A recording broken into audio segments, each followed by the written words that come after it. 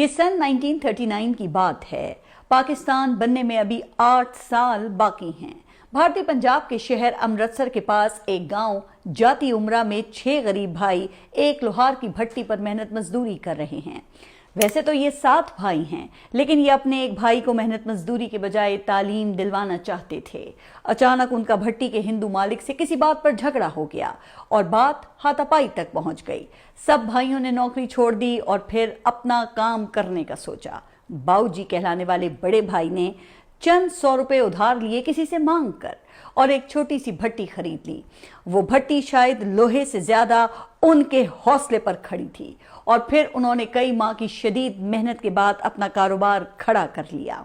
یہ 7 بھائی جاتی امرا گاؤں کے ایک میاں محمد بخش کے بیٹے تھے اور ایک بیٹے کا نام میاں محمد شریف تھا۔ یہ وہی بیٹا تھا جسے یہ مزدوری کے بجائے اعلیٰ تعلیم دلوانا چاہتے تھے، لیکن اب وہ بھی اپنے کاروبار میں شریک ہو گیا۔ اب 7 بھائی تھے، 14 ہاتھ اور ایک ہی مقصد کہ اپنا کاروبار کھڑا کرنا ہے۔ دن رات کی تمیز ختم ہو گئی۔ میاں محمد شریف بھی اب کتاب کے ساتھ کاروبار میں شریک ہو چکے تھے۔ شاید وقت نے ان کے خواب وقتی طور پہ چھین لیے تھے، مگر انہیں معلوم ہو چکا تھا کہ انہیں زندگی میں کرنا کیا ہے۔ پھر تاریخ نے ایک اور موڑ لیا اور پاکستان بننے سے پہلے ہی یہ خاندان لاہور آ گیا۔ ہجرت صرف جگہ کی ہی نہیں، خوابوں کی بھی ہوئی تھی۔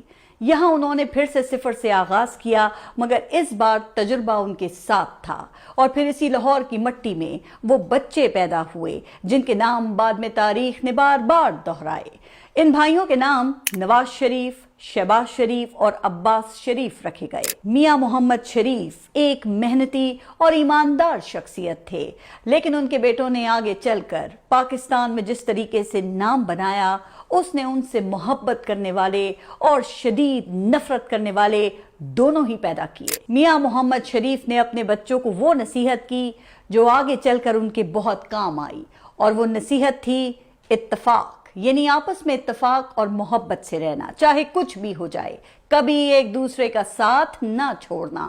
اور یہی اتفاق اس خاندان کی کامیابی کی ضمانت بن گیا۔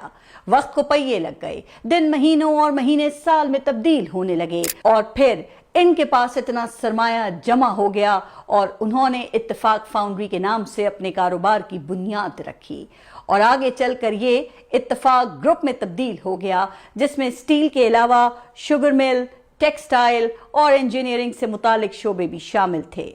بس پھر اس خاندان کی قسمت کھل گئی۔ یہ روز بروز ترقی کرتے گئے اور امیر ترین خاندانوں میں شمار ہونے لگے۔